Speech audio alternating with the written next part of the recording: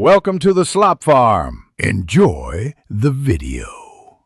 You start by securing accurate base materials and aligning them to real-world coordinates.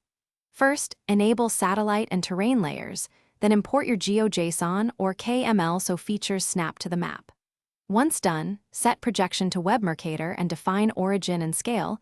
This keeps distances realistic. Make sure to pick high-resolution tiles, 512 to 2048 pixels, for crisp rendering. You'll now have a geo-referenced canvas ready for texture, lighting, and model placement. You now add depth by blending textures and placing 3D assets. Start with a subtle mix of satellite imagery and procedural ground textures at about 10 to 40% opacity to remove tiling and noise. Next, place 3D models, buildings, trees, street furniture, scaled to real dimensions and rotated to match true north. Then set lighting. A directional light around 30-degree elevation with soft shadows and ambient occlusion. This creates contact shadows and believable ground shading. Keep checking scale. You finish by calibrating color and optimizing performance for realism and speed.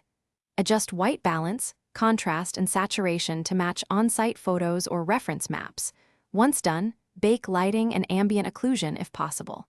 Create LODs and texture atlases, and downscale distant tiles to 1/2 resolution to maintain frame rate. If features are offset, snap to control points and reproject. If misalignment exceeds 2 meters, reevaluate source control. Troubleshooting tip: verify projection and control points first, because most errors come from misaligned reference data. Thanks for watching. Consider subscribing if we helped you today.